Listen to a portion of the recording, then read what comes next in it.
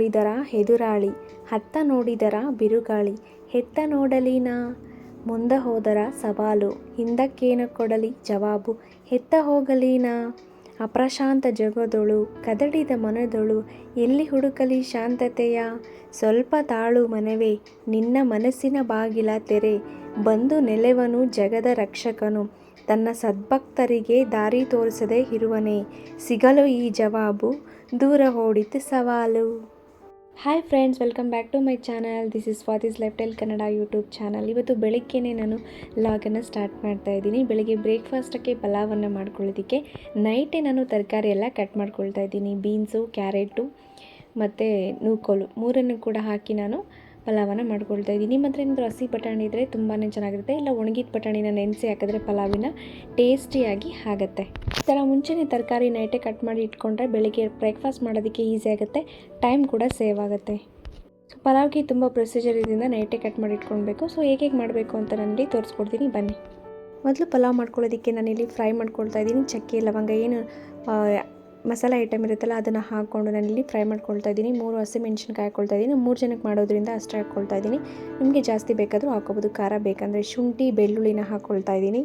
ಶುಂಠಿ ಬೆಳ್ಳುಳ್ಳಿ ಹಾಕ್ಕೊಂಡಾದ್ಮೇಲೆ 2 medium ಸೈಜ್ದು cut ಮಾಡಿರುವಂಥ ಈರುಳ್ಳಿನ ಆ್ಯಡ್ ಮಾಡ್ಕೊಳ್ತಾ ಇದ್ದೀನಿ. ಇದಕ್ಕೇ ಈ ಥರ ಮಸಾಲೆ ಆಡಿಸಿ ಪಲಾವ್ ಮಾಡೋದ್ರಿಂದ ತುಂಬ ಟೇಸ್ಟಿಯಾಗಿರುತ್ತೆ, ತುಂಬ ಟೇಸ್ಟಿಯಾಗಿ ಬರುತ್ತೆ. ಬೇಕಾದ್ರೆ ನೀವು ಒಂದ್ಸಲ ಟ್ರೈ ಮಾಡಿ, ತುಂಬ ಇಷ್ಟಪಡ್ತೀರಾ ನೀವು ಕೂಡ.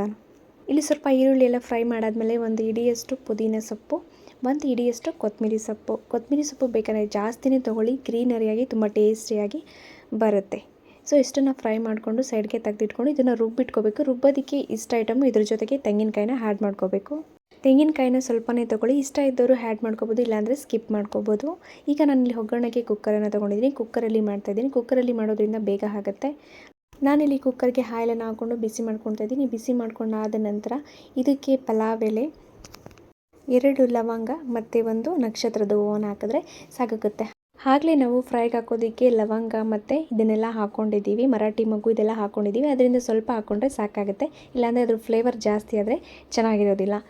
ಅದಾದಮೇಲೆ ನಾನಿಲ್ಲಿ 3 ಆನಿಯನ್ಸ್ ತೊಗೊಂಡಿದ್ದೀನಿ, ಸ್ಲೈಸಾಗಿ ಕಟ್ ಮಾಡ್ಕೊಂಡಿದ್ದೀನಿ. ಇದು ಚೆನ್ನಾಗಿ ಫ್ರೈ ಮಾಡಬೇಕು. ಇದು ಫ್ರೈ ಆಗೋ ತನಕ ಫ್ರೈ ಮಾಡಿ ಬ್ರೌನ್ ಕಲರ್ ಆದಮೇಲೆ ಇದಕ್ಕೆ ಟೊಮೊಟೊನ ಆ್ಯಡ್ ಮಾಡ್ಕೋಬೇಕು. 1 ಮೀಡಿಯಮ್ ಸೈಜು ಟೊಮೆಟೊ ಆ್ಯಡ್ ಮಾಡ್ಕೋತಾ ಇದ್ದೀನಿ. ರುಬ್ಕೊಳ್ಳೋದಕ್ಕಿಂತ ಇಲ್ಲೇ ಹಾಕ್ಕೊಂಡು ಕುಕ್ಕರಲ್ಲಿ ಮಾಡಿಕೊಂಡ್ರೆ ಬಾಯಿಗೆ ಸಿಗೋದ್ರಿಂದ ತುಂಬ ಟೇಸ್ಟಾಗಿ ಚೆನ್ನಾಗಿರುತ್ತೆ. ಸ್ವಲ್ಪ ಟೊಮೆಟೊ ಕೂಡ ಬೆಂದಾದಮೇಲೆ ಇದಕ್ಕೆ ನಾವು ರುಬ್ಬಿಟ್ಕೊಂಡಿರೋಂಥ ಮಸಾಲೆ, ಏನು ಫ್ರೈ ಮಾಡಿ ರುಬ್ಬಿಟ್ಕೊಂಡಿದ್ವಲ್ಲ ಆ ಮಸಾಲೆನ ಆ್ಯಡ್ ಮಾಡ್ತಾಯಿದ್ದೀನಿ. ನೋಡಿ ಎಷ್ಟು ಗ್ರೀನಾಗಿ ಎಷ್ಟು ಚೆನ್ನಾಗಿದೆ ಕಲರ್ ಆಗಿ. ಸೊ ಇದು ಸ್ವಲ್ಪ ಹಸಿ ವಾಸನೆ ಹೋಗೋ ತನಕ, ಅಂದರೆ ಎಣ್ಣೆ ಬಿಟ್ಕೊಳ್ಳೋ ತನಕ ಇದನ್ನು ಸ್ವಲ್ಪ ಮಸಾಲೆನ ಬೇಯಿಸ್ಕೊಳ್ಬೇಕು. ಇದಕ್ಕೆ ಉಪ್ಪು ಹಾಕ್ಕೊಳ್ಳಿ, ಸ್ವಲ್ಪನೇ ಉಪ್ಪು ಹಾಕ್ಕೊಳ್ಳಿ. ನಾನು ಇಲ್ಲಿ ತರಕಾರಿನ ಹಾಗೆ ಆ್ಯಡ್ ಮಾಡ್ಕೋಬೋದು, ಬಟ್ ಆದರೆ ಟೈಮ್ ಇರಲಿಲ್ಲ, ಬ್ರೇಕ್ಫಾಸ್ಟ್ ಮಾಡೋದಕ್ಕೆ ಟೈಮ್ ಆಗುತ್ತೆ, ಸ್ಕೂಲ್ಗೆ ಲಂಚ್ ಆಗೋದಕ್ಕೆ ಅಂತಂದ್ಬಿಟ್ಟು ನಾನಿಲ್ಲಿ ಸೈಡಲ್ಲಿ ತರಕಾರಿನ ಬೇಯಿಸ್ಕೊಂಡಿದ್ದೀನಿ. ಬೇಕಾದರೆ ನೀವು ಈ ಥರ ಮಸಾಲೆ ಹಾಕ್ಕೊಂಡಾದಮೇಲೆ ತರಕಾರಿಗಳನ್ನ ಆ್ಯಡ್ ಮಾಡಿಕೊಂಡು ಟೈಮ್ ಇದ್ದರೆ ಬೇಯಿಸ್ಕೋಬೋದು. ಟೈಮ್ ಇಲ್ಲ ಅಂತಂದರೆ ನೀವು ಸೈಡಲ್ಲಿ ನೀರು ಹಾಕ್ಬಿಟ್ಟು ತರಕಾರಿನ ಬೇಯಿಸ್ಕೊಳ್ಬೋದು. ಆದರೆ ತರಕಾರಿ ನೀರು ಬೆಂದಿರುತ್ತಲ್ಲ ಆ ನೀರು ಇದಕ್ಕೆ ಆ್ಯಡ್ ಮಾಡಬೇಕು, ಸ್ಕಿಪ್ ಮಾಡಬಾರ್ದು. ಅದೇ ಮೇನ್ ಟೇಸ್ಟ್ ಇದಕ್ಕೆ ಬರೋದು. ನೋಡಿ ಚೆನ್ನಾಗಿ ಎಣ್ಣೆ ಬಿಟ್ಕೊಂಡಿದೆ, ಚೆನ್ನಾಗಿ ಬೆಂದಿದೆ. ಇವಾಗ ನಾನೇನು ಬೇಯಿಸಿಟ್ಕೊಂಡಿದ್ದೆಲ್ಲ ಆ ತರಕಾರಿನ ಆ್ಯಡ್ ಮಾಡ್ಕೊಳ್ತಾ ಇದ್ದೀನಿ. ಆ್ಯಡ್ ಮಾಡಿಕೊಂಡು ಸ್ವಲ್ಪ ಕಲಿಸ್ಕೊಳ್ತೀನಿ. ಇದು ಕಲಿಸ್ಕೊಂಡ್ಬಿಟ್ಟು ಮತ್ತೆ ಇದಕ್ಕೆ ನೀರು ಹಾಕಬೇಕು. ಎಷ್ಟು ನೀರು ಹಾಕ್ತಿದ್ದೀನಿ ಅಂತಂದರೆ ನಮಗೆ 3 ಜನಕ್ಕೆ ಮಾತ್ರ ಮಾಡ್ಕೊಳ್ತಾ ಇದ್ದೀನಿ. ನಾನು 1 ಲೋಟ ಅಕ್ಕಿನ ಹಾಕ್ಕೊಳ್ತಾ ಇದ್ದೀನಿ. 1 ಲೋಟ ಅಕ್ಕಿಗೆ 2 ಲೋಟ ನೀರನ್ನು ಹಾಕ್ಕೊಳ್ತಾ ಇದ್ದೀನಿ. ಇಲ್ಲಿ ಕ್ಯಾರೆಟು, ನೂಕೋಲು, ಬೀನ್ಸನ್ನು ತೊಗೊಂಡಿದ್ದೀನಿ. ನೀವು ಹಸಿ ಬಟಾಣಿ ಇದ್ದರೆ ಹಸಿ ಬಟಾಣಿನ ಕೂಡ ತೊಗೊಳ್ಬೋದು, ತುಂಬ ಟೇಸ್ಟಿಯಾಗಿ ಬರುತ್ತೆ. ಇವಾಗ ಇದೆಲ್ಲ ಸ್ವಲ್ಪ ಆಲ್ರೆಡಿ ಬೆಂದಿರುತ್ತೆ, ಆದರೆ ಫುಲ್ಲು ಬೇಯಿಸೋಕೆ ಹೋಗ್ಬಾರ್ದು. 80% ಮಾತ್ರ ತರಕಾರಿನ ಬೇಯಿಸ್ಕೊಳ್ಬೇಕು. ಇನ್ನು ಮಿಕ್ಕಿದ್ದು ನಾವು ವಿಜಿಲ್ ಹಾಕ್ಕೊತೀವಲ್ಲ ಅದರಲ್ಲೇ ಬೆಂದೋಗುತ್ತೆ. ಸೊ ಇವಾಗ ಇದಕ್ಕೆ ನೀರನ್ನು ಆ್ಯಡ್ ಮಾಡ್ಕೊಳ್ಳೋಣ. ಜಾಸ್ತಿ ಬೇಯಿಸೋದು ಬೇಡ, ಯಾಕಂದರೆ ಆಲ್ರೆಡಿ ಬೆಂದಿದೆ.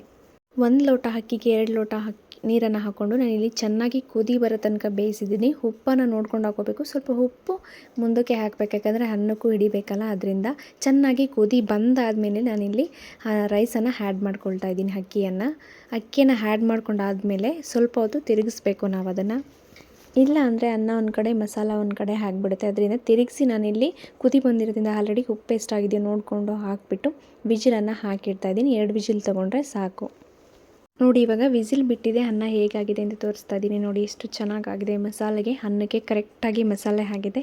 ಇದನ್ನು ಸ್ವಲ್ಪ ಈಗ ನೋಡಿಕೊಂಡು ನಿಧಾನಕ್ಕೆ ಮಿಕ್ಸ್ ಮಾಡ್ಕೊಳ್ಳೋಣ, ಇಲ್ಲಾಂದರೆ ಅನ್ನ ಕಟ್ಟಾಗುವಂಥ ಚಾನ್ಸಸ್ ಇರುತ್ತೆ. ನಿಧಾನಕ್ಕೆ ನೋಡಿಕೊಂಡು ಮಸಾಲೆನೂ ಅನ್ನನ ಎರಡನ್ನೂ ಮಿಕ್ಸ್ ಮಾಡ್ಕೊಳ್ಳೋಣ. ಇಲ್ಲಿ ನೋಡಿ ಎಷ್ಟು ಚೆನ್ನಾಗಿ ಆಗಿದೆ ಪಲಾವ್ ಅಂದರೆ ಸಖತ್ ಟೇಸ್ಟ್ ಆಗಿರುತ್ತೆ. ಖಂಡಿತ ಟ್ರೈ ಮಾಡಿ, ನಿಮಗೂ ತುಂಬ ಇಷ್ಟ ಆಗುತ್ತೆ. ಟ್ರೈ ಮಾಡಿ ಕಮೆಂಟ್ ಮಾಡಿ. ಸೊ ಈಗ ಇದಕ್ಕೆ ಕಾಂಬಿನೇಷನ್ ಆಗಿ ಮೊಸರು ಬಜ್ಜಿ ಮಾಡ್ಕೊಳ್ತಾ ಇದ್ದೀನಿ. ಕ್ಯಾರೆಟು ತುರಿದಿಟ್ಕೊಂಡಿದ್ದೀನಿ, ಸೌತೆಕಾಯಿ, ಕ್ಯಾರೆಟು, ಅರ್ಧ ಟೊಮೊಟೊನ ಸಣ್ಣದಾಗಿ ಕಟ್ ಮಾಡಿ ಹಾಕ್ಕೊಂಡಿದ್ದೀನಿ. ಇಷ್ಟೇ ಬೇಕಾಗಿರೋದು. ಇದಕ್ಕೆ ಉಪ್ಪನ್ನು ಹಾಕ್ಕೊಂಡು 1/4 ಲೀಟ್ರ್ ಆಗುವಷ್ಟು ನಾನಿಲ್ಲಿ ಮೊಸರನ್ನ ಹಾಕ್ಕೊಳ್ತಾ ಇದ್ದೀನಿ. ಸ್ವಲ್ಪ ಉಪ್ಪನ್ನು ಹಾಕ್ಕೊಂಡ್ರೆ ರೆಡಿ ಆಗುತ್ತೆ. ನಿಮಗೇನಾದರೂ ಸ್ವಲ್ಪ ಖಾರವಾಗಿ ಬೇಕು ಅಂತಂದರೆ ಸ್ವಲ್ಪ ನೀವು ಮಿರ್ಚಿ ಅಂದರೆ ಹಸಿಮೆಣ್ಸಿನ್ಕಾಯಿನ ಕಟ್ ಮಾಡಿ ಹಾಕ್ಕೊಳ್ಬೋದು. ಸೂಪರ್ ಟೇಸ್ಟ್ ಆಗಿರುವಂಥ ಮೊಸರು ಬಜ್ಜಿ ರೆಡಿ ಆಗೋಯ್ತು ನೋಡಿ. ಪಲಾವ್ಗೆ ಕಾಂಬಿನೇಷನ್ ಆಗಿ ಮೊಸರು ಬಜ್ಜಿ ಇದ್ದರೆ ತುಂಬ ಟೇಸ್ಟಿಯಾಗಿರುತ್ತೆ. ಖಂಡಿತ ಟ್ರೈ ಮಾಡಿ. ವೆಜಿಟೇಬಲ್ಸು ತಿನ್ನೋಕ್ಕಾಗಲ್ಲ ಹಾಗೆ ಅಂತ ಹೇಳ್ತಾರಲ್ಲ, ಈ ಥರ ಮಾಡಿದಾಗ ವೆಜಿಟೇಬಲ್ಸು ಪಲಾವ್ ಜೊತೆ ತಿನ್ನೋದಕ್ಕೆ ತುಂಬ ಟೇಸ್ಟಿಯಾಗಿರುತ್ತೆ.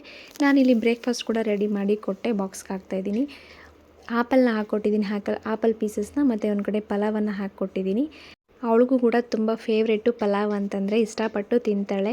ವೆಜಿಟೇಬಲ್ಸ್ ಆದರೆ ಮಾಮೂಲಿ ಸಾಂಬಾರಲ್ಲಿ ತಿನ್ನಲ್ಲ, ಬಟ್ ಈ ಥರ ಪಲಾವ್ ಮಾಡಿಕೊಟ್ರೆ ಪಲಾವಲ್ಲಿ ವೆಜಿಟೇಬಲ್ಸ್ ಹಾಕಿ ಮಕ್ಕಳು ತುಂಬ ಇಷ್ಟಪಟ್ಟು ತಿಂತಾರೆ. ನೀವು ಕೂಡ ಖಂಡಿತ ಟ್ರೈ ಮಾಡಿ, ತುಂಬ ಟೇಸ್ಟಿಯಾಗಿರುತ್ತೆ.